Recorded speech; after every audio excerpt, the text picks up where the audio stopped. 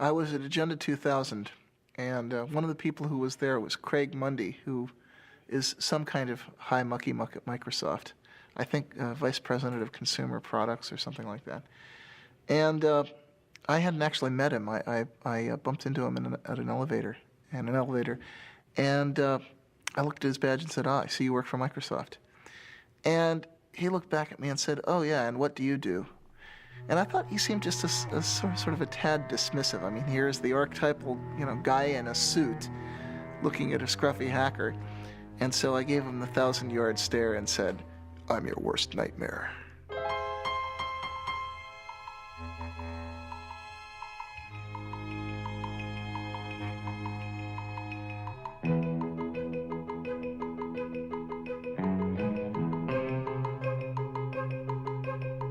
For most of its short but colorful history, the computer industry has been dominated by the Windows operating system. But that could soon change as Windows faces a strong challenge from Linux. Silicon Valley has long been the place to develop new technology, start new companies, and get really rich. Now the Valley is the front line in a revolution fighting for that most politically incorrect of ideas, individual freedom. Day and night, a loose confederation of hackers and programmers zaps bits and pieces of computer code around the world as it builds the tools to set computer users free. Using open information and the free exchange of technology to achieve its goals, this revolution began in the 1980s with the free software movement and the GNU project, and now is most commonly associated with Linux and the open source movement. We do have one sector that is taking off today. It is the Linux-related sector. And I thought this might be a good opportunity to say, what is Linux? And I'll answer this question for you. Many of you probably already know, but there are 12 million users out there. A computer operating system developed by hundreds of programmers collaborating on the internet, a challenge to Microsoft Windows NT, very popular for its speed, and so this is what the craze is about. To kind of explain what Linux is, you have to explain what an operating system is. And the thing about an operating system is that you're never ever supposed to see it, because nobody really uses an operating system. People use programs on their computer. And the only mission in life of an operating system is to help those programs run. So an operating system never does anything on its own. It's only waiting for the programs to ask for certain resources or ask for a certain file on the disk, or ask for the programs to connect them to the outside world. And then the operating system steps in and tries to make it easy for people to write programs. Open source is a way for people to collaborate on software without being encumbered by all of the problems of intellectual property, having to negotiate contracts every time you buy a piece of software, have a lot of lawyers involved. In general, we just want to get the software to work, and we want to be able to have people contribute fixes to that, etc. So we sort of sacrifice some of the intellectual property rights and just let the whole world use the software. Before there could be Linux, there was Richard Stallman and the free software movement. I mean, think of Richard Stallman as the great philosopher, right? And think of me as the engineer. Richard Stallman is the founding father of the free software movement. Through his efforts to build the GNU operating system, he created the legal, philosophical, and technological foundation for the free software movement. Without these contributions, it's unlikely that Linux and open source would have evolved into their current forms today. I joined the MIT Artificial Intelligence Lab in 1971. I joined a thriving community of hackers, people who loved programming, loved exploring what they could do with computers, and they had developed a complete operating system, entirely written there. And I became one of the team that continued to improve the operating system, adding new capabilities. That was my job, and I loved it. We all loved it. That's why we were doing it. And we called our system the incompatible time-sharing system, which is an example of the playful spirit which defines a hacker. Hackers are people who enjoy playful cleverness. Well, it first started going wrong as the outside world started pressuring us to have passwords. We didn't have any passwords on our computer. And the reason was that the hackers who'd originally designed the system realized that passwords were a way that the administrators could control all the users. And they didn't want to build tools, locks and keys for the administrators to control them. So they just didn't do it. They left that out. And we had the philosophy that whoever's sitting at the computer should be able to do whatever he wants, and somebody else who was there yesterday shouldn't be controlling what you do today. When they put passwords onto one of the machines at MIT, I and a bunch of other hackers didn't like it. I decided to try a subversive sort of hack. I figured out how to decode the passwords, so by looking at the database of encoded passwords, I could figure out what each person would actually type to log in. And so I sent messages to people saying, hello, I see that you've chosen the password mumble, or whatever it was. How about if you do as I do? Just type enter for your password. It's much shorter, much easier to type. And of course, with this message, I was implicitly telling them that the security was really just a joke anyway. But in addition, I was letting them in on this hack. And eventually, a fifth of all the users on that computer joined me in using just enter as their passwords.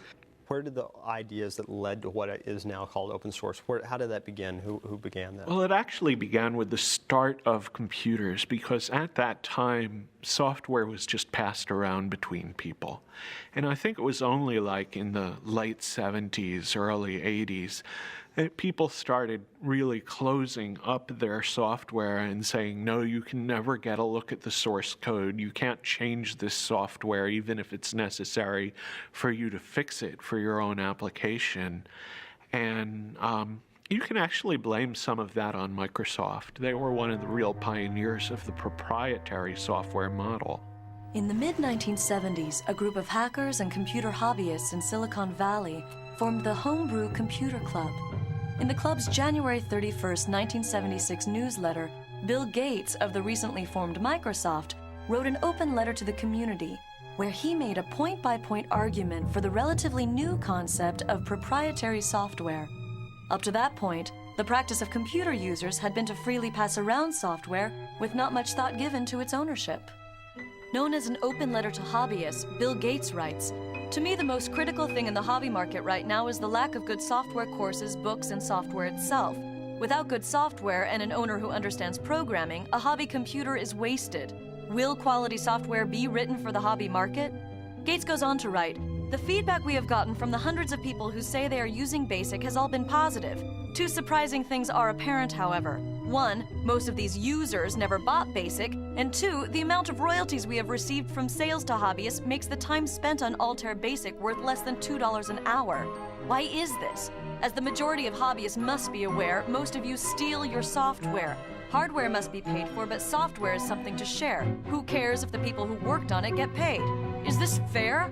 One thing you don't do by stealing software is get back at MITS for some problem you may have had. MITS doesn't make money selling software.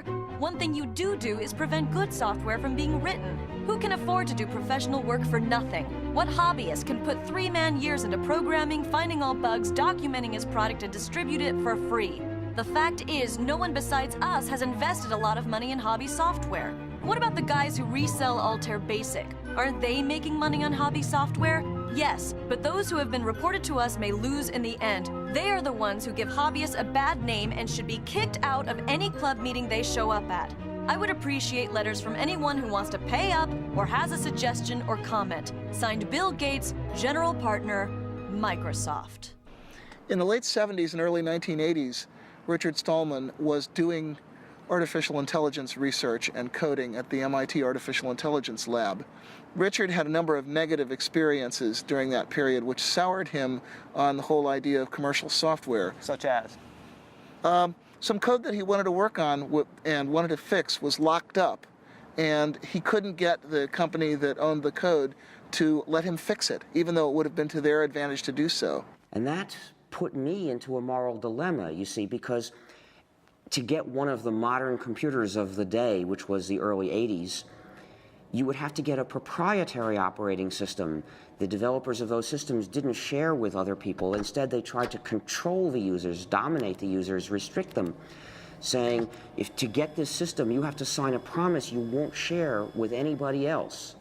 And to me, that was essentially a promise to be a bad person, to betray the rest of the world, cut myself off from society, from the cooperating community. And I had already experienced what happened when other people did that to us, when they refused to share with us because they had signed these contracts, and it hurt the whole lab, kept us from doing useful things before. So I just wasn't going to do that. I felt, this is wrong. I am not going to live this way. And from experiences like this, he developed a profound hostility to the idea of intellectual property in software. He eventually acted this out by founding the Free Software Foundation. So I looked for another alternative, and I realized I was an operating system developer. If I were to develop another operating system, and then as the author encourage everyone to share it, say, everyone, you come and get it, use this, form a new community, not only could I give myself a way to keep using computers without betraying other people, but I'd give it to everybody else too. Everybody would have a way out of that moral dilemma. And so I realized this was what I had to do with my life. I actually began the project in January of 1984. That's when I resigned from my job at MIT to start developing the GNU operating system. Now, I should explain that the name GNU is a hack, because it's a recursive acronym. It stands for GNU's not Unix. You see, so the G in GNU stands for GNU. And what the name means is I was developing a system that was like the Unix operating system, but was not the Unix operating system. This was a different system. We would have to write it completely from scratch because Unix was proprietary. We were forbidden to share Unix. We couldn't use Unix. It was useless for a community. So we had to write a replacement for it. Throughout the 1980s, as Richard Stallman was building the GNU project, computer scientists from the University of California at Berkeley were developing their own free operating system. Known as Berkeley Unix, or BSD, it was based upon the Unix kernel which had been licensed from AT&T. However, due to legal problems with AT&T and fragmentation of the source code, hackers and other non-institutional users were slow to adopt it. Well, Unix consisted of a large number of separate programs that communicated with each other. So we just had to replace these programs one by one. So what I started doing was writing a replacement for one program, and then another, and then another, and then people started joining me because I published an announcement inviting other people to join me to help write these programs. And by around 1991, we had replaced practically all of them. What were some of the programs that you Well, we had to have a complete system, you need to have a kernel, which is the program that allocates resources to all the other programs. You need a compiler, which translates a program from readable source code that programmers can understand into numbers, mysterious numbers that the computer can actually run. You need other programs that go with the compiler to help do this job. You need a debugger, you need a text editor, you need text formatter, you need mailers, you need lots and lots of things. There are hundreds of programs in a Unix-like operating system. I saw Stallman's announcement. Actually, I met him in February of 1987. He came to give a 5-day tutorial on Emacs at our company. And during the day, he would explain new ways to think about Emacs and ways to extend and enhance it and to use the Emacs source code for better or worse. But in the evening, he was busily working on this compiler, and he had not yet released it to the public, so he was being a little bit careful about who got to see the source code. But I was very eager, and when he first announced it in June, I downloaded it immediately. I played with it. I got some pointers from him, and when I sent the source code back to him, he was very actually amazed at how quickly I was able to ramp up on his technology. Whenever we worked on something at Stanford or in the university, we would get, mostly at the time we were working off of machines from Digital Equipment or Sun, mostly Sun. Whenever we would get a Sun machine, the first thing we would do is we would spend literally days downloading GNU free software from the internet, building it and installing it on that Sun machine. The crucial thing about GNU is that it's free software. Now, free software refers not to price, but to freedom. So think of free speech, not free beer. The freedoms that I'm talking about are the freedoms to make changes if you want to, or hire somebody else to make changes for you if you're using the software for your business, to redistribute copies, to share with other people, and to make improvements and publish them so that other people can get the benefit of them too. Now, those are the freedoms that distinguish free software from non-free software. These are the freedoms that enable people to form a community. If you don't have all these freedoms, you're being divided and dominated by somebody. My first experience contributing to free software came in late 1989, early 1990. I was working as a graduate student at Stanford University on computer-aided design tools. One of the pieces I needed was a tool called a parser generator. Well, the Free Software Foundation under Richard Stallman had created a great tool called Bison. I needed a tool that worked with C++. Bison worked with C. I modified Bison to create something called Bison++. And it's a tremendous feeling of empowerment to be able to take a piece of software that was available and create what you needed in a very short piece of time by modifying it. I put it back on the internet, and I was amazed at the number of people that picked it up and started using it. In fact, I remember going to job interviews. I at various times considered just going out and getting a job, and I'd gone to a job interview, and I was talking with one of the people, and I started asking them about what tools they used, and they said, gee, we use Bison++, and I said, oh, I'm the author of Bison++. Free software generally does have a copyright, it does have an owner, and it has a license. It is not public domain. If we put the software in the public domain, somebody else would be able to make a little bit of changes and turn that into a proprietary software package, which means that the users would be running our software, but they wouldn't have freedom to cooperate and share. To prevent that, we use a technique called copyleft. The idea of copyleft is that it's copyright flipped over. And what we do is we say, this software is copyrighted, and we, the authors, give you permission to redistribute copies. So we give you permission to change it. We give you permission to add to it. But when you redistribute it, it has to be under these terms, no more and no less, so that whoever gets it from you also gets the freedom to cooperate with other people if he wants to. And then in this way, everywhere the software goes, the freedom goes too, and it becomes an inalienable right to cooperate with other people and form a community. And so what is that, the license? What is that? Well, copyleft being a general idea, in order to use it, you have to have a specific example. And the specific example we use for most GNU software packages is the GNU General Public License, a particular document in legalese which accomplishes this job. A lot of other people use that same license. For example, Linus Torvalds uses that license for Linux as well.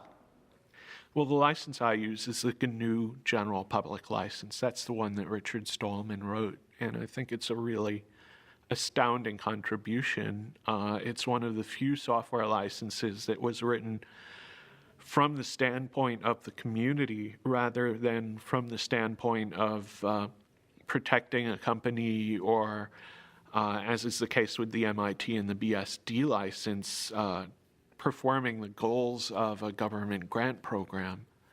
And the GPL is really unique in that it's not just a license, it's a whole philosophy that I think motivated the open source definition. I don't hide that a lot of what I do came from Stallman. A crucial step in the growth of GNU, Linux, and the free software movement was the creation of businesses based upon the software and philosophy. Ground zero for the beginning of the business phase was the Electronics Research Lab at Stanford University. Known as ERL, the lab was the place where the first GNU and Linux businesses found their inspiration.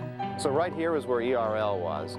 That would have been the entrance over there next to the Electrical Engineering McCullough building. So you walk in, you come in, you walk down the hallway down here, My office would have been about here, and then right across the hall from that was Michael Tieman's office.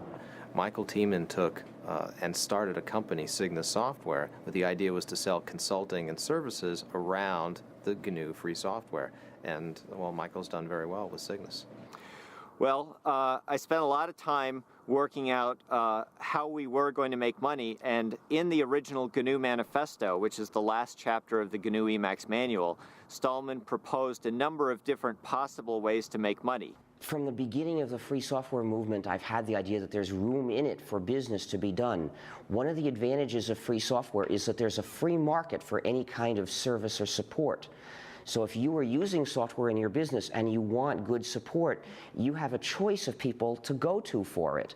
You have a choice of businesses that are in the business of providing you with support. So they're going to have to, in general, give you good support, or you'll go to somebody else.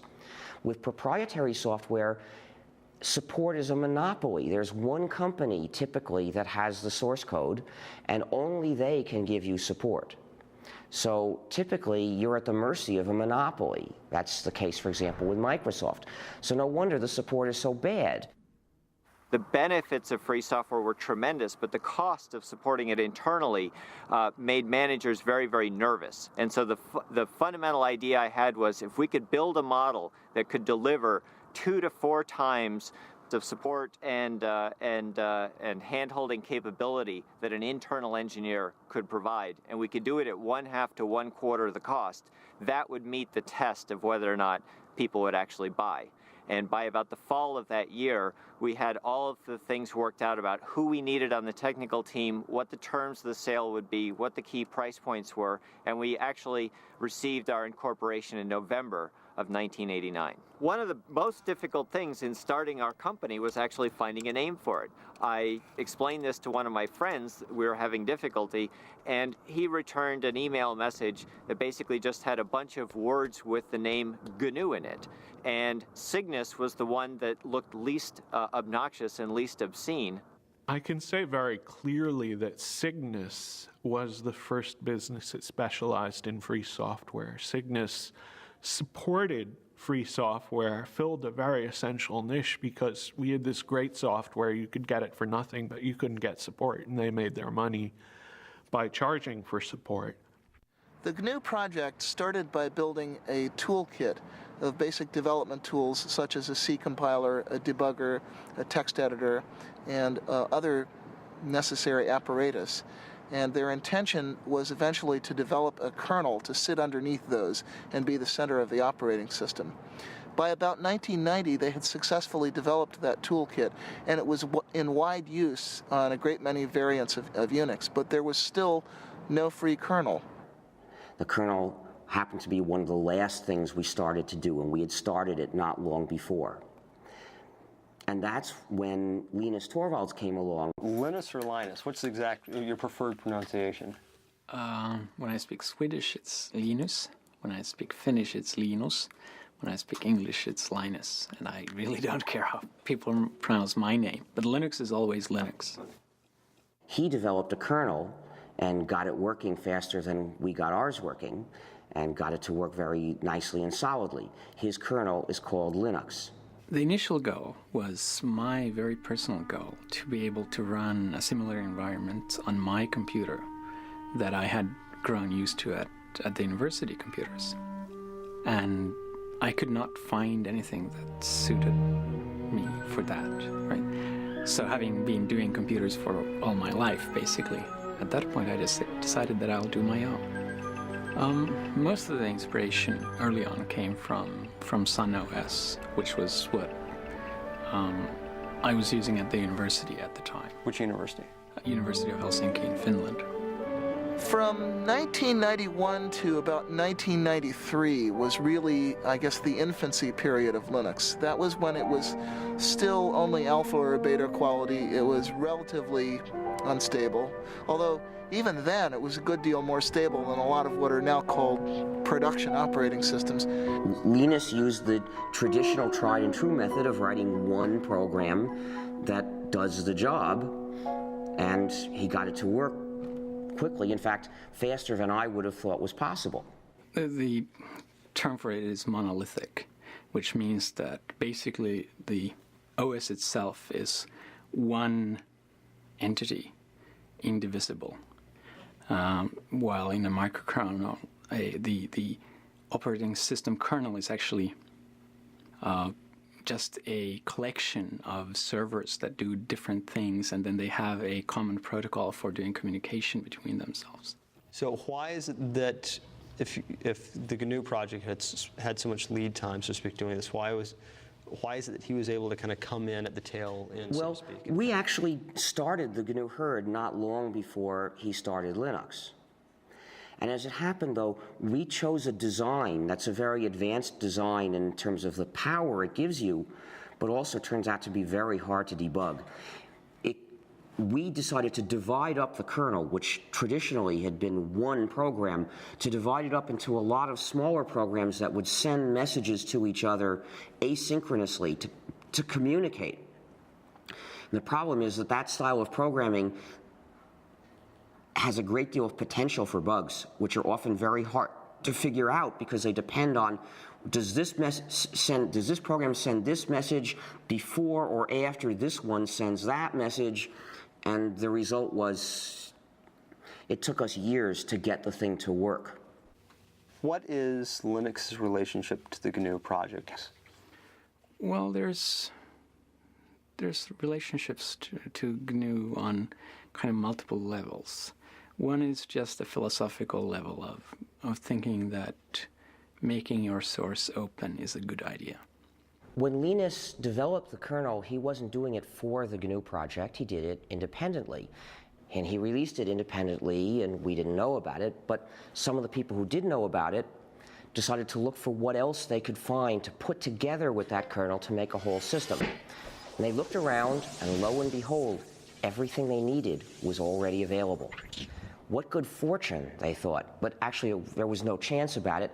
They had found all the pieces of the GNU system, which was missing just the kernel. So when they put all that together, really they were fitting Linux into the gap in the GNU system, but they didn't know that. There's a lot of these programs done by the Free Software Foundation and done by other people like Linux, and there's a symbiosis between Linux and the programs, so that the programs run on Linux and at the same time, and they take advantage of Linux as a platform, while Linux takes advantage of the programs by just being able to use them. What programs? For the main one is actually the GNU C compiler, which without a C compiler it would not have been possible to make Linux or most of the open programs available. Linux uses the GPL, and I agree with the kind of philosophy behind the GPL. That said, the GPL itself is not a very pretty document, which is probably just because no lawyers can ever be very pretty.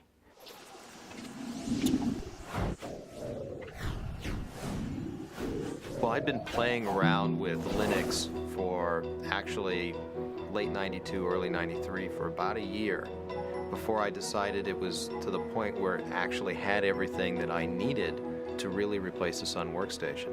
And I was looking for a way to have a Unix workstation at home. At the time, we used Sun SPARC stations in the office at Stanford. Those machines cost us about $7,000. Now, I desperately wanted a Unix machine at home. There's always this thought you get as a graduate student, gee, if I could work at home, then I would be so much more productive. I would graduate sooner because I would finish my thesis sooner. Well, is it true? Well, you can judge, you know. Most people end up spending a lot of their time becoming more productive so that if they ever actually worked on their thesis, they'd finish it in a day. It takes a while sometimes. So I decided I wanted a Unix machine at home. And I went out there and was able to use Linux together with a PC. For about $2,000, I put together a system that was 1.5 to 2 times faster than that $7,000 Sun SPARC station. That was absolutely amazing. I had 1.5 to 2 times the speed at 1/3 to 1/4 the price. Light bulbs went off. I knew there was an opportunity here. This was a chance to really do something better than what Sun has done around open source. and Linux? I called it Linux originally as a working name, and that was just because Linus, and the X has to be there. It's Unix. I mean, it's like a law. And what happened was that I initially thought that I can't call it Linux publicly because it's just too egotistical, and that was before I had a big ego, right? They thought they were taking a whole bunch of components and putting them around Linux. So they ended up calling the whole thing a Linux system, and somehow that term caught on, and the result is there are now 10 million people using this variant of the GNU system, the GNU/Linux operating system, and most of them don't know it. Some people advocate that it be described as GNU/Linux.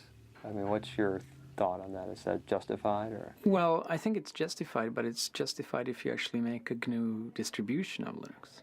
The same way that I think that Red Hat Linux is fine, or SUSE Linux, or Debian Linux. Because if you actually make your own distribution of Linux, you get to name the thing. But calling Linux in general GNU Linux, I think, is just ridiculous. I got involved in Fall '93 because I was sent a copy of the first CD-ROM commercial Linux distribution, which was called Yggdrasil. It was produced by Adam Richter. And I got a copy because I had been myself writing free software for a long time, since the early 80s. I was actually one of the early GNU contributors myself. And I was absolutely astonished. I was completely astonished because I'd been a software engineer for nearly 15 years at that point. And according to all the rules I knew about controlling complexity, keeping your project group small, having closely managed objectives, Linux should have been a disaster, and it wasn't. Instead, it was something wonderful, and I was determined to figure out how they were getting away with that. In order for Linux to grow beyond the world of the computer programmer, it needed a use, an application that made it a must-have technology. That threshold was crossed with the development of a program that made complex websites possible. That program is the Apache Web Server. The killer app of Linux was undoubtedly the Apache Web Server. If you look at the history of Linux, the adoption curve of Linux and the adoption curve of the internet exactly track each other. 1993, which was when the Apache Web Server project really got started, was also the beginnings of the popular ISP explosion, when the internet first became a mass market commodity and the idea of web-based electronic commerce and mass communication became real. I think it was one of the first applications that caused people to go, wow, if I install Linux, I get some tangible benefit from doing so, right? I mean, clearly there were a lot of interesting applications on Linux at the time, this being maybe 2 or 3 years ago when this thing really started to take off. But there wasn't a driving, you could almost say business case for someone to use Linux versus using NT until, I think, Apache. And a lot of the things that plugged into Apache and enhanced Apache. I mean, when you went to go out and build a server farm, it was much more cost effective, real dollar terms, to build it on Linux and Apache than it was to build it on IIS and NT, even if it meant that you had to spend a little bit of money to train your staff to learn how to use that or to find people who were knowledgeable. But the good news was that that knowledge wasn't very expensive because there are all these college students out there who had been using Linux for a long time and were very familiar with it. If you look at the trend curves in web servers, Apache has steadily been gaining in market share ever since. It's up to something like 66% now. It's steadily clobbered all of the closed source competition. And that's because it's more reliable, it's more flexible, it's more extensible. It does what webmasters actually need. And the combination of Apache and Linux found its way into a great many commercial shops. Essentially, Apache became the application that motivated internet service providers and e-commerce companies to choose Linux over Microsoft's Windows. It would probably run best on Linux and on FreeBSD. And the reason is the communities around those operating systems are also the communities that contribute the most back to Apache, right? And they were also the operating systems that internet service providers started using very heavily as well. And internet service providers really liked Apache because it allowed them to do a lot of different things that some of the commercial web servers didn't, such as the ability to host more than one website on a single box, which clearly if you're an ISP and you have 40,000 users and they all want their own website is going to be pretty important to you. One of the key factors in the growth of Linux was the creation of companies that specialized in the distribution and support of the operating system itself. Among these companies, Red Hat Software is the best known. Red Hat started as the product of Mark Ewing. While he was working at IBM, he wanted a little better Linux distribution. He started playing around. Found out he spent more time maintaining his Linux distribution than he did working on his new project. So he sort of started the distribution itself. He met up with Bob Young, who at the time was running a company called ACC Bookstore, which was a mail-order PC Unix catalog. And Bob kind of knew he wanted something, more his own to market rather than reselling other people's products, and he was fairly good at marketing, and Mark knew he needed some marketing help because he was fairly good at the technical parts, so they kind of got together. I started working with Red Hat in May of 1995, basically right out of NC State, along with Eric Trowan, who me and him combined make up employees number 4 and 5. And we actually reported to work at an apartment that Mark Ewing used to live in. We took it over as kind of the development part of Red Hat Software, and stayed that way till about November of 1995 when a toilet we had in the apartment kind of exploded, flooded our downstairs neighbor, and she got a little upset, and the apartment folks found out we were running a business there instead of actually living there at the same time, so they decided to throw us out. So at that point we had about a week to go find our first office, which we did, and get ourselves moved in a hurry. So.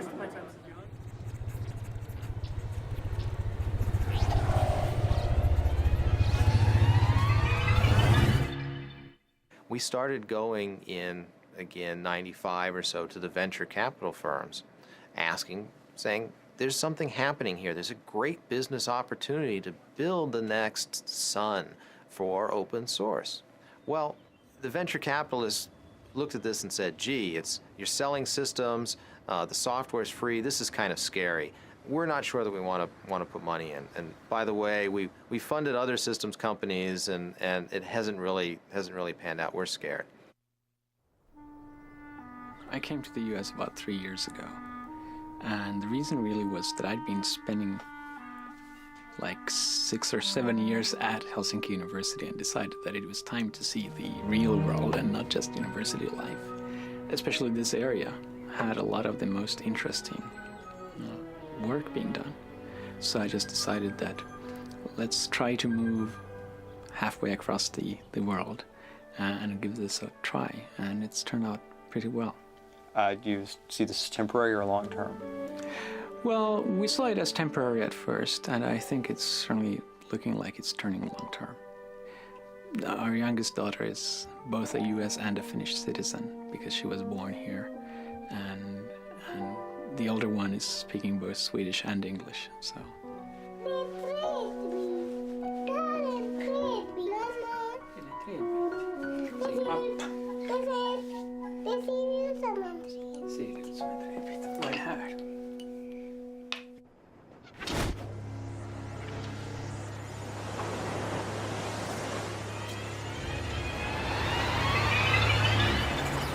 The next major event was one that I had a direct hand in. I wrote a paper called The Cathedral and the Bazaar, which was my observations, my anthropological analysis of what it was that made the open source world work. We didn't call it that then. We're still using the term free software primarily. So it was my observation of what made the free software world work and why we were able to produce extremely high quality software in spite of constantly violating all of the standard rules of software engineering. In that paper, I was setting up a contrast between two different styles of development, two opposed styles of development. One, which is the conventional closed development style, which I called the cathedral style. In that one, you have tight specification of objectives, small project groups which are run in a fairly hierarchical, authoritarian manner, and you have long release intervals. On the other hand, what I identified as happening in the Linux world was a much more peer-to-peer, decentralized market or bazaar-like style in which you have very short release intervals and constant solicitation of feedback from people who are formally outside the project, a very intense peer review process. And the startling thing was that the more I looked at this, the more it seemed that trading away all the supposed advantages of conventional closed development for that one single advantage of massive independent peer review actually seem to win, actually seem to get you good results. The reason Netscape is important is that they were the first large company to participate in open source. We had Cygnus providing support, but we didn't really have much business. And Netscape went open source essentially as a way to fight Microsoft, which was giving away Internet Explorer, but not letting anyone else have the source code, not letting companies collaborate. Working as part of the sales force, I got a good idea of why people bought our software and what it took to make our software successful in the marketplace against competitive products. However, the problem we were seeing is that as time went on, our software was being competed against by other people's software, particularly Microsoft's. And as time went on, the price of our software had to drop because other people were giving their software away at no charge or at little charge. No, the real problem was that they feared that Microsoft would achieve a monopoly lock on the browser market, and they would then use that monopoly lock to pervert, actually, the HTTP and HTML standards that the web depends on. And once they had turned those standards into lock-in devices, they could then use that control to drive Netscape out of the server market, which is where it was making its real money. My concern was that as time went on, Netscape's business would be threatened by the fact that we didn't have enough people to do all the things we needed to do as a company in order to keep our software viable in the marketplace. The Netscape release happened in early 1998, and I was told later, I had no idea at the time, that it came about as a direct result of the right people having read The Cathedral and the Bazaar. The Cathedral and the Bazaar, the paper by Eric Raymond, was a significant influence on Netscape's decision to release source code. Came as a complete shock to me. I wasn't really ready for the thought that I was changing the world, even by accident. However, it was not by any means the only influence on that decision, and not necessarily the most important one when all is said and done. As I said, Netscape had already been talking about releasing source code for quite some time before anybody had ever heard of Eric's paper. Linux Congress in early 1997, which was the first place that I gave that paper. And one of the people who heard it was Tim O'Reilly of O'Reilly Associates. And he thought it was pretty intriguing. And he asked me to give it at his first Perl conference, which was later that year in fall of 97. And apparently what happened, I was told later, although I had no idea this was happening at the time, is that some people from Netscape actually heard the paper at the Perl conference and took those ideas back to Netscape, and they kind of lit a fire there. The role of my paper was essentially to make the internal case at Netscape, to make the business case for why Netscape should release its source code. The paper was called Netscape Source Code as Netscape Product. A strange title. Essentially, what the title meant was that, in my opinion, we needed to think of source code not just as something that was used in creating our products, but as something that was a product in its own right, something that customers might use, that other people might use. I then looked at what the business models might be if we release source code for our products. How would we license them? How would we sell products in this environment? Then I looked at the competition, particularly Microsoft. What would they be likely to do if we release source code? Was there some way they could use our source code against us? I used Eric's paper as an example of how distributed development could work, how a company could develop software not just using their own people, but also working with people on the internet. And that's why I included a reference to Eric's paper in my paper. Once my paper was circulated, the people who read my paper would naturally enough find a reference to Eric's paper and read that as well. And who was involved in making that happen at Netscape? Primarily, the person who made the actual decision was Jim Barksdale. And this turned out to be important later, that our big win, the big score that gave us mainstream visibility and credibility with investors, came not because of bottom-up evangelism from a bunch of engineers, but because one strategist at the top saw the potential power of this method and then essentially imposed that vision on everyone underneath him. When I completed the paper, I first gave a copy to Mark Andreessen, who was co-founder of Netscape and was at the time in the senior management team at Netscape. Mark then gave a copy of the paper to several other people within Netscape management, including Jim Barksdale. I'm not sure exactly when Jim and the other senior managers made the actual decision. I believe it was in early January sometime. Netscape actually announced that it was going to release the source code on January 22nd, at the same time that they released that they were going to give Communicator away for free.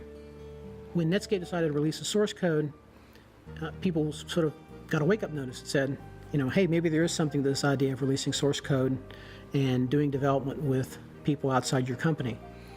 So Netscape's decision brought a lot of public attention to the idea of free software, what became known as open source, and brought a lot of attention to the Linux operating system, which was one of the most prominent examples of open source software at that time.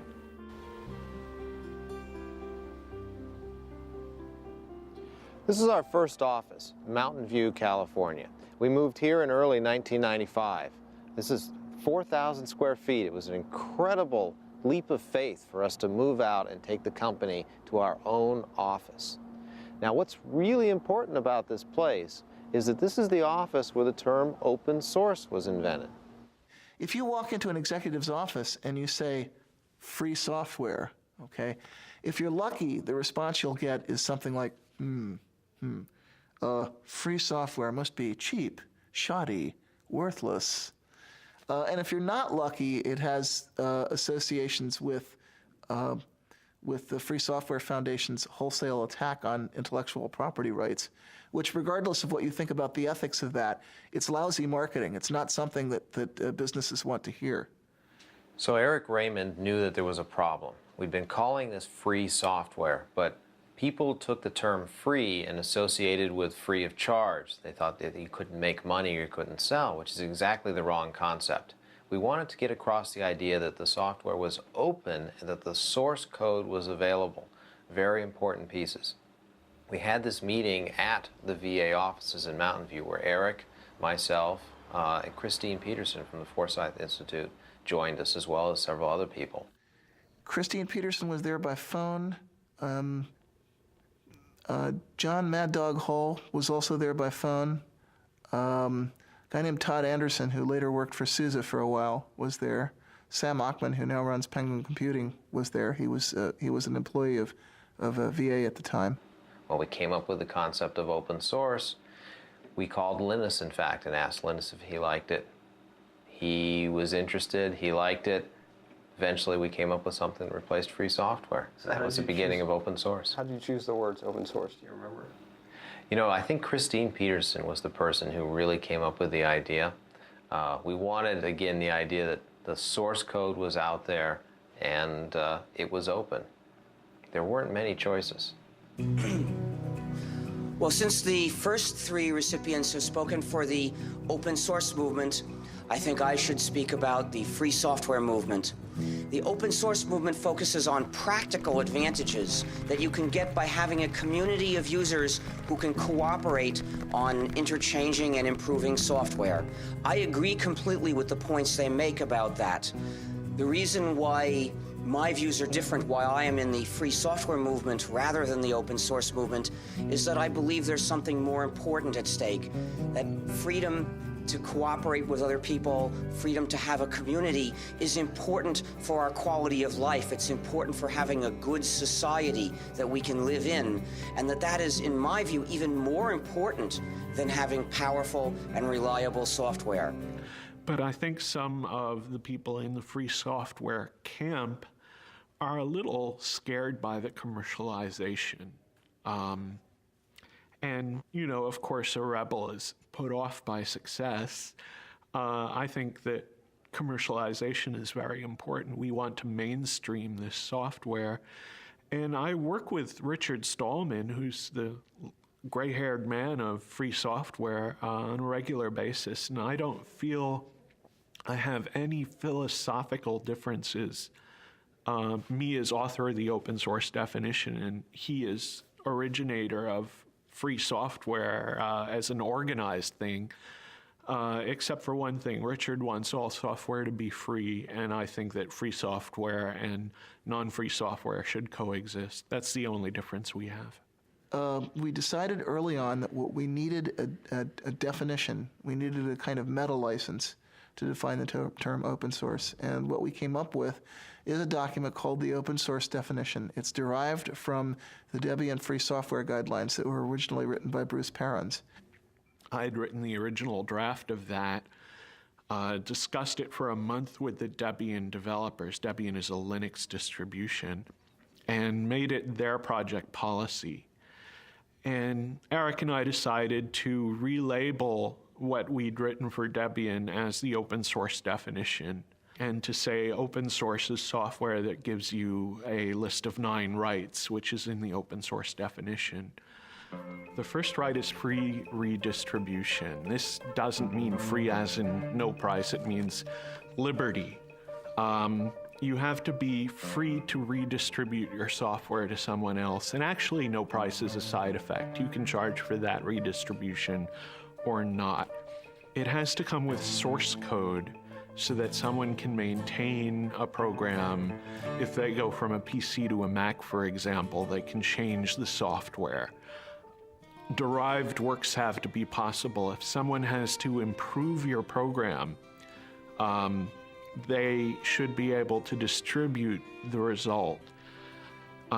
There's a provision about integrity of the author's source code, which says that the author can sort of maintain their honor, and if you make a change, you might have to change the name of the program or mark out your change very clearly so that your change doesn't reflect on the author. There's no discrimination against people or groups. The example I usually use is you can't stop an abortion clinic or an anti-abortion activist from using the software. There's no discrimination against fields of endeavor, and that means the software has to be usable in a business as well as in a school. The license has to be distributable. In other words, I have to be able to give that license to someone, and that license then should work if that someone gives it to yet a third person. The license can't be specific to a product. In other words, if I distribute my software on a Red Hat system, the license can't say, you can't distribute this on a SUSE or a Debian system. The license can't contaminate other software. So if I distribute this on a CD with another program, it can't say that other program must be free, otherwise you can't distribute my software. And then the only other part of the open source definition is a list of licenses that were accepted. And the ones that we started with were the GPL, which was actually the example for a lot of what's in the open source definition, the BSD license, because software for BSD system pre-existed Linux.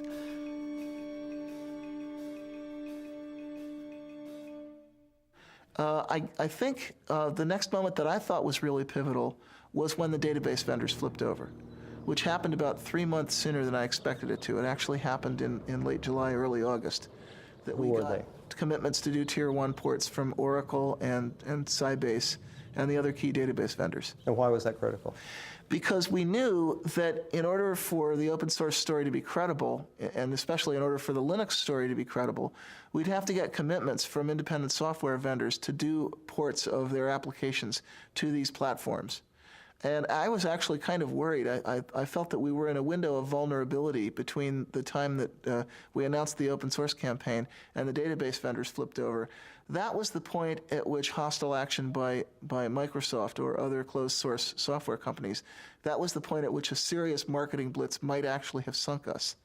But once the big database vendors flipped over, that opened the way for other ISVs. That started a snowball effect going. Every 6 months or so, I would come back to the venture capitalists and I would show them the new numbers, showing more and more people adopting Linux, the new people porting, the new users, and I'd show them our customer list. And our customer list was getting much more impressive. It was people like Cisco that were beginning to appear. People like the .com companies were starting to show up on our customer list. And eventually the venture capitalists, they kept looking at it and they kept saying, oh, we can't quite do it. Finally, Linus appeared on the cover of Fortune because there was something happening with open source. Well, at that point, the the venture capitalists couldn't ignore it. They just got sick of hearing about Linux everywhere, and they got tired of me just, showing it to them every at that point almost every week. So they decided it was time to invest, that there was something happening. Well, I announced open source to the world on the internet. I did a lot of the early administrative work of starting the open source initiative. And I think 6 months later, I was reading the words open source in the news all the time and was totally astounded. And a year later, I believe Microsoft was talking about releasing some source code. And someone in the press asked Steve Ballmer if they were going to open source their code, and Steve Ballmer said, well, open source means more than just releasing the source code. And I realized that he had read my document and understood it and was now telling the press about this. Now, if you're like just a guy on the net who's not doing this for a job at all, and you sort of write a manifesto and it spreads out through the world, and a year later the vice president of Microsoft is talking about that, you'd think you were on drugs, wouldn't you? But that's what really happened.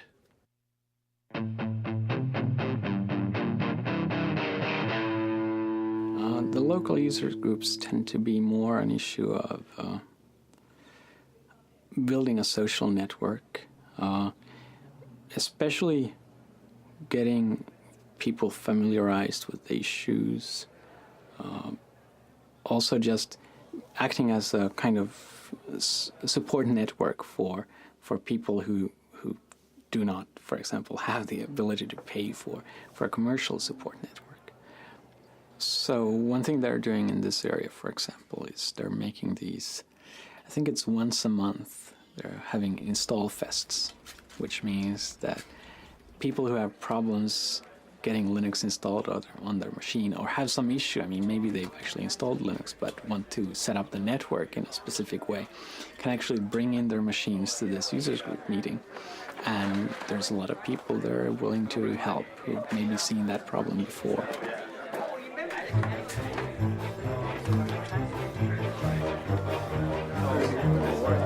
So the card that only connects locally, go back to the Well, actually, things aren't going so well. I tried it earlier myself. I had problems, and so I came to this Install Fest where all the gurus abound. Hopefully, I'll have better luck getting it in.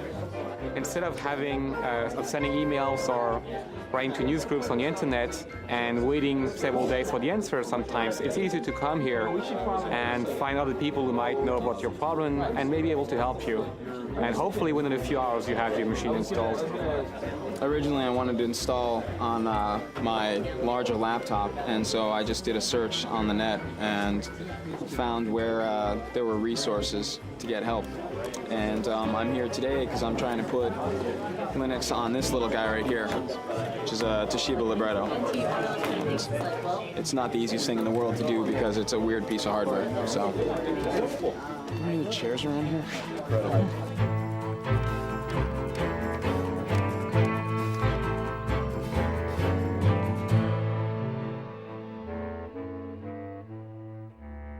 I think the Department of Justice case has made people aware of the fact that you should at least look for alternatives to Microsoft, and maybe Microsoft isn't the American dream after all. And that kind of shift in perception, you can very clearly see that people just took Microsoft for granted.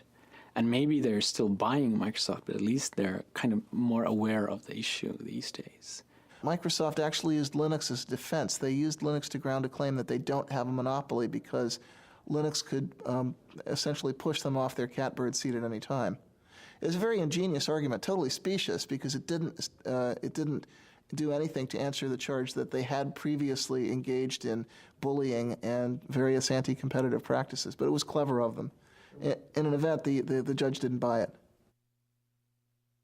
Well, ordinarily, we in the Linux community are rather wary about letting Microsoft become the issue, but there was a Slashdot article about December of '98 where a fellow named Matt at The Noodle had pointed out that a gentleman in Australia had managed to receive a refund for the unused copy of Windows that came with his computer.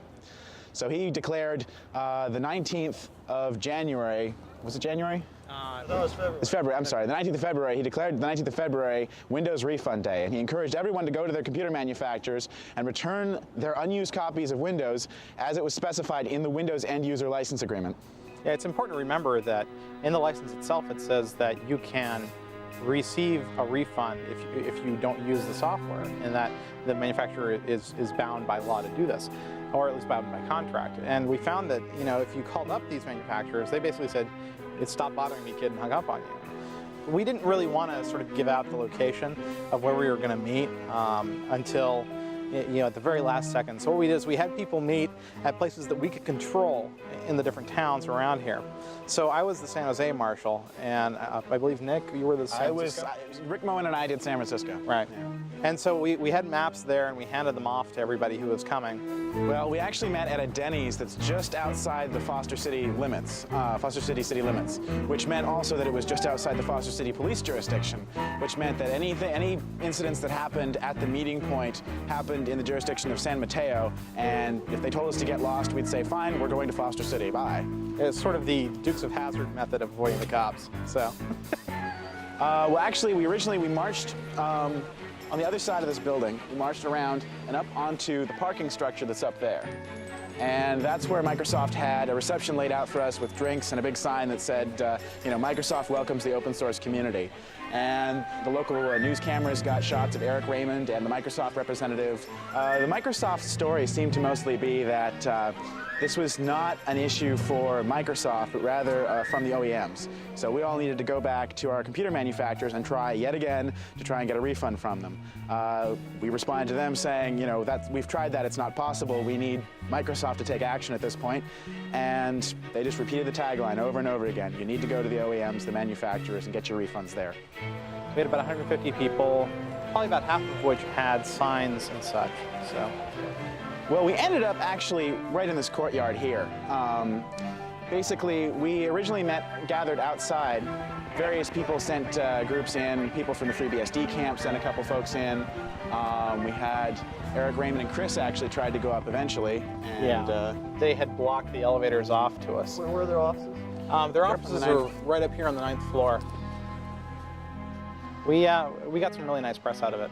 And we think as a result, Toshiba made it possible for you to buy laptops without the operating system on it. So it's a small victory, but well, and even now, companies such as IBM and a lot of other computer manufacturers are allowing you now to buy machines that don't have Windows on them.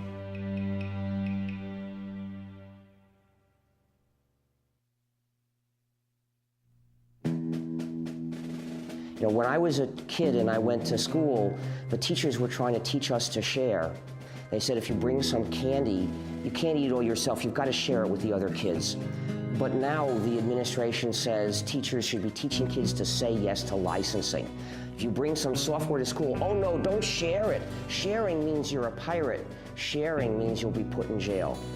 That's not the way society should work. We need the goodwill, the willingness to help other people, at least when it's not too hard, because that's the basis of society. That's the fundamental resource that gives us a society instead of a dog-eat-dog jungle. So what about people that say that if you have rampant piracy, it will eliminate the profit motive, and then in the creative works software will not be? Well, they're wrong on both counts. For one thing, people are making a profit from developing free software, but for another, the freedom to have a community is more important. People that casually look at open source free software and think, well, because you're supposed to share and do it for people's goodwill, doesn't that seem somewhat communist? What's your response? Absolute nonsense. It makes me really angry when people do that. Well, back in 1989, actually, communism would have been a compliment. The word that people were using at that time was crazy. I wanted them to use capitalism. Communism is an ideology that forces people to share. If you don't share, you get thrown in jail or killed. In 1990, we got a visit from a director of an institute in Moscow University. And actually, I saw him in Helsinki just 2 weeks ago. But in any event, he came by, and Richard Stallman had suggested that he visit Cygnus because he was interested in understanding how the free software model might apply to stimulating entrepreneurial innovation in Russia, of all places. And we had been kind of secretive about our business plan because we weren't really sure that it was going to work, and we didn't want to look too stupid if it failed. But I was very, very open with him, and the more I told him, the more he started shaking his head like this. And I finally said, what's wrong? And he said, this sounds too much like communism to be successful in Russia. You go to a gulag and end up in a mass grave with a bullet in the back of your head. Open source is not communism because it doesn't force people. Karl Marx did not invent helping your neighbor. It's not communist to have a commons. A commons existed long before communism as a philosophy of government. There are many commons in our lives. For example, we drive on the highway, something that is maintained for our common good. Actually, labeling our business model means that it misses the point a little bit. Whether it's communist or whether it's capitalist, the label doesn't matter. The real question is, how much value can you deliver? How scalable is the business? What kind of problems, what kind of rate of innovation can you sustain? And then however you want to label that is really up to you.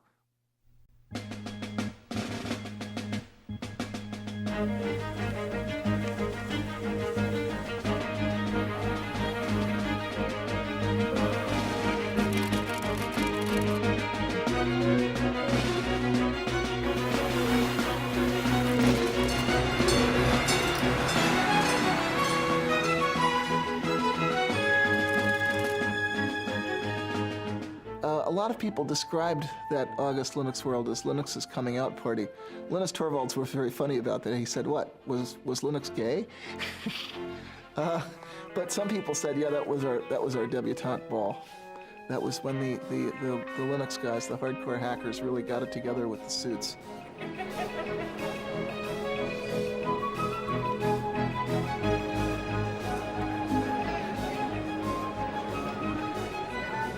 At 3 p.m. on August 10th, 1999, Linus Torvalds delivered the keynote address at Linux World. The crowd of 6,000 people began lining up at 12 noon.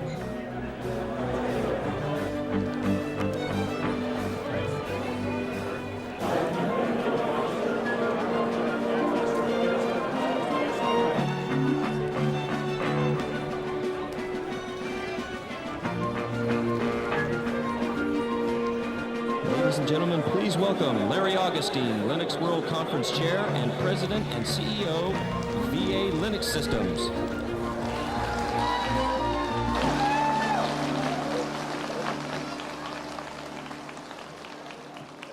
These guys have to clap. I pay them. Thank you all for being here. It looks like it's been a great show so far. If you'll indulge me for a moment, I'm going to try and avoid the glare of the lights and just I still think there's a lot of people, even though this is the second show, I still think there's a lot of people who don't quite get what it is that's so exciting about Linux. There's this great show going on next door, there's huge exhibits and everything, but it's the people out here that are the real contributors, not those companies. The person on next, I know you all know, so I don't have to give anything in the way of introduction. Ladies and gentlemen, I give you Linus Torvalds. Linus.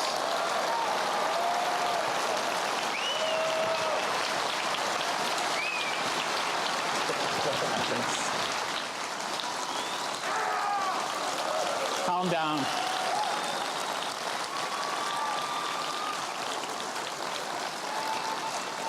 Calm down.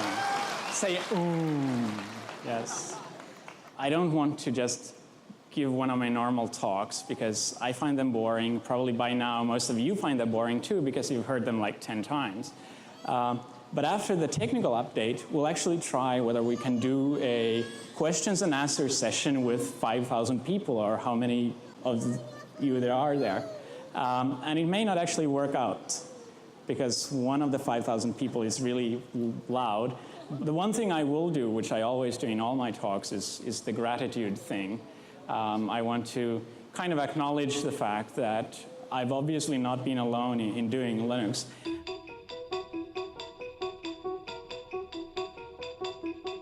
Red Hat up 228%. This is the IPO that everybody was waiting for. They, of course, are behind the Linux operating software. RHAT.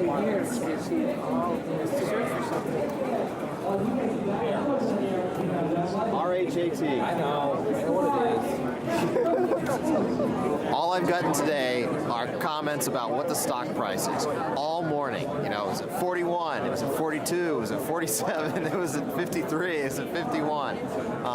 Every machine, as far as I can tell, on the show floor is pointed to their E-Trade accounts, to their broker accounts. They know the Red Hat price. I can't believe it. 46. I'm the checking. Just heard 53. Oh boy. Hang on. I didn't buy any. You didn't buy? No, I didn't buy. I should have bought. But no, that's great if it's that. You guys don't know? Well, you know, Red Hat being successful just means that it legitimizes Linux, so it's much easier for us to go out.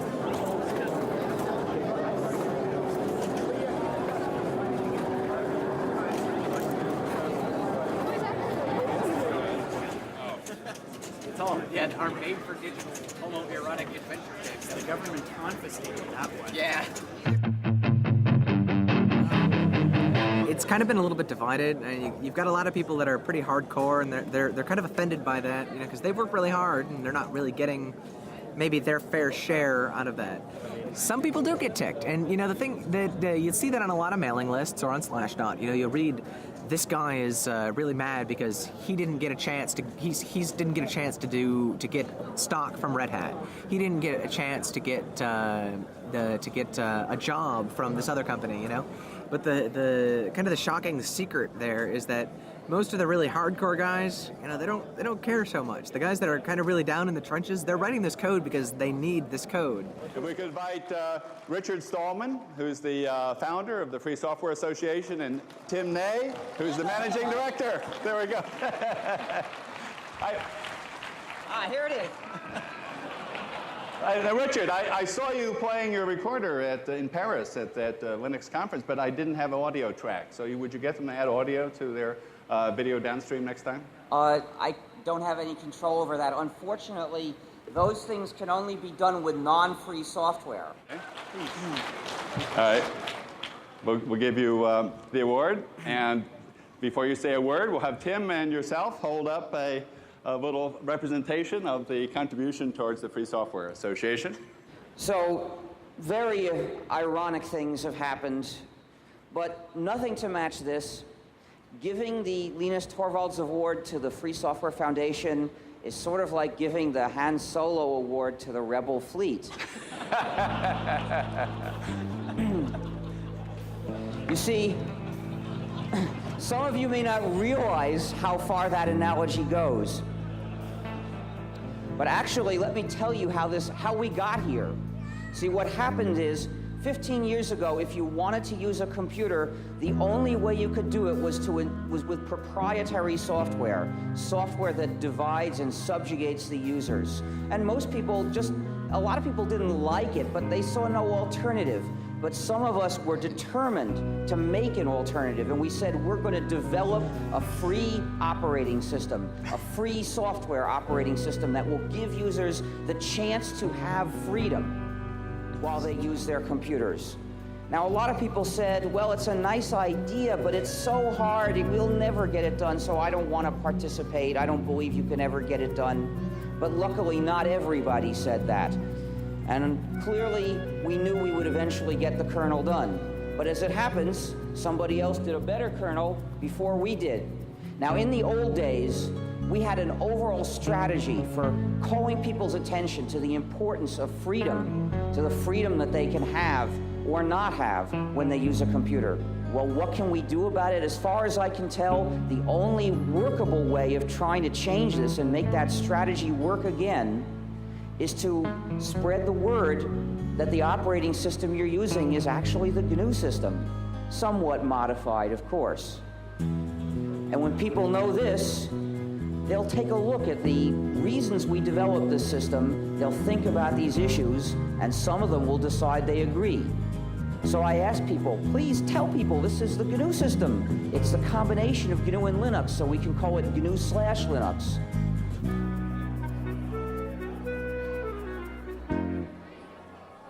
So Larry, when you were at Stanford 8-9 years ago doing your PhD, did you ever think you'd be in this position?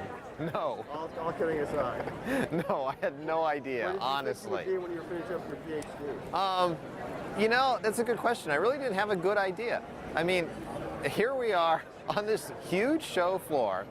There are people just going crazy about Linux. We had 6,200 people crammed into a room to see Linus speak last night.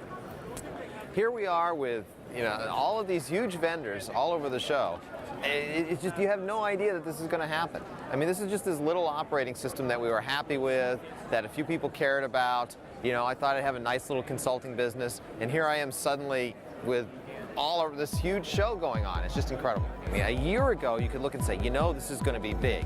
And everyone's standing at the show going, you know, the show was big last year. Is it going to be as big this year? Then you remind them, you know, last year was only 6 months ago. Then they go, oh, Linux time.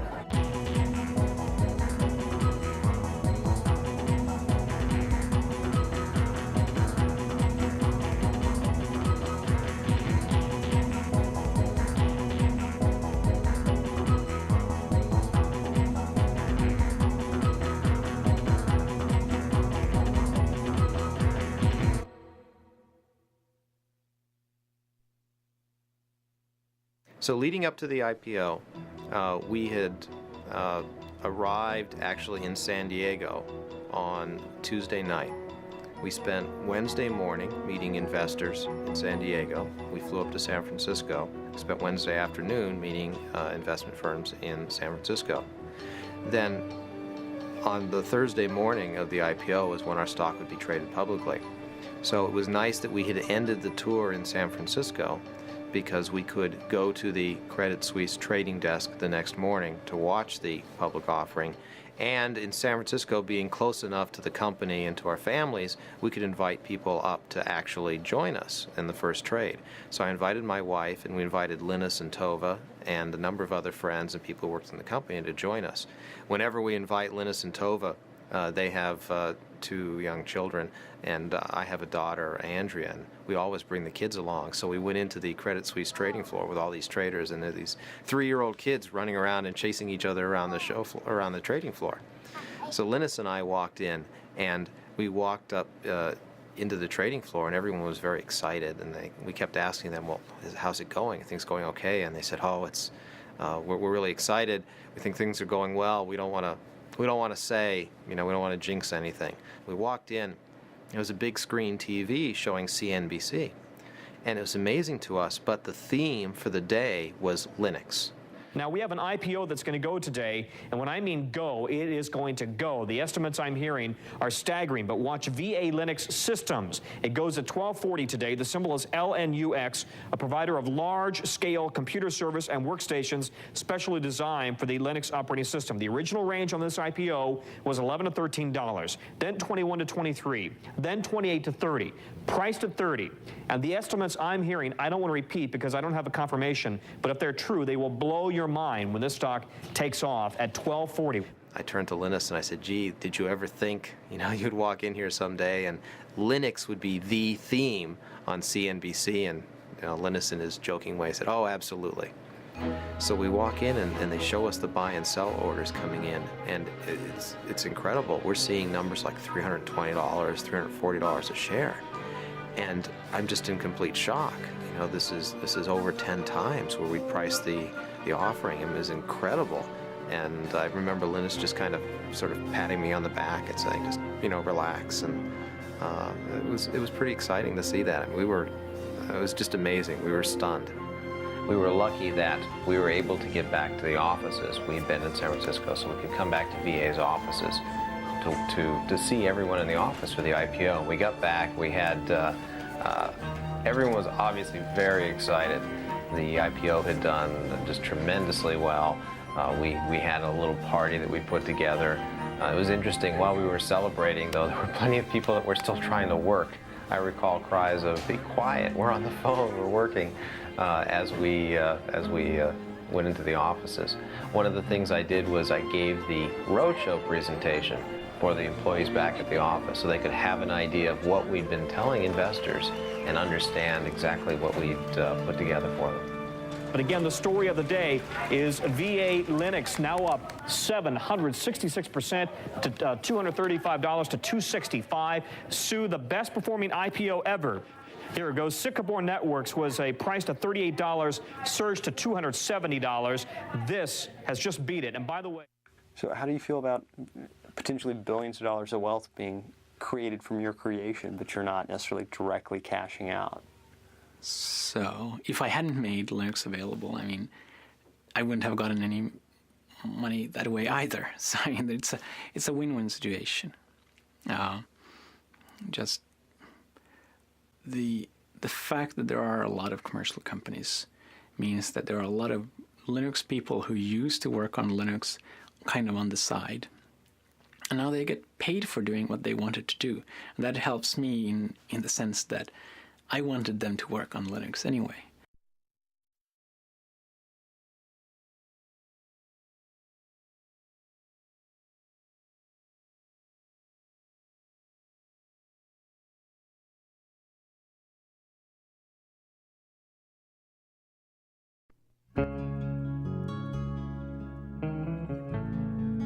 The whole GNU project is really one big hack.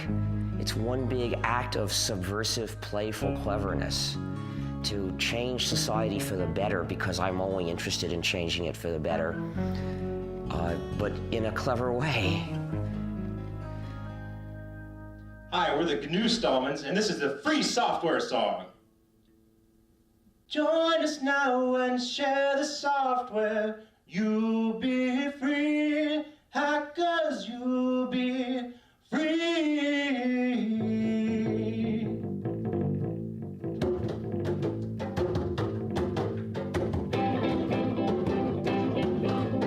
Orders may get piles of money, that is true. Hackers, that is true. But they cannot help their neighbor, that ain't good. Hackers, that ain't good.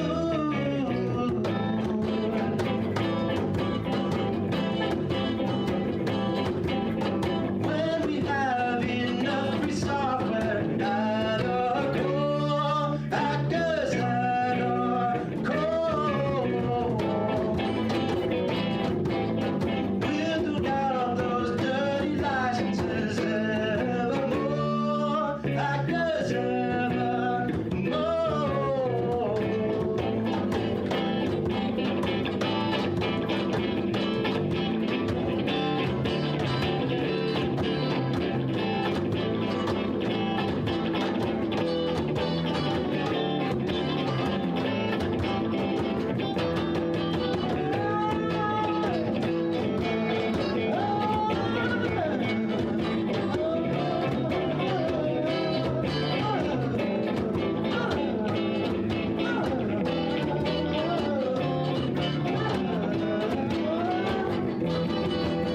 Join us now and share the software. You'll be free, hackers, you'll be free. Join us now and share the software. You'll be free, hackers, you'll be free. Oh, you'll be free, oh, you'll be free. What you know, that you'll be free. What you'll be free. What you know, that you'll be free. What you'll be free. What you'll be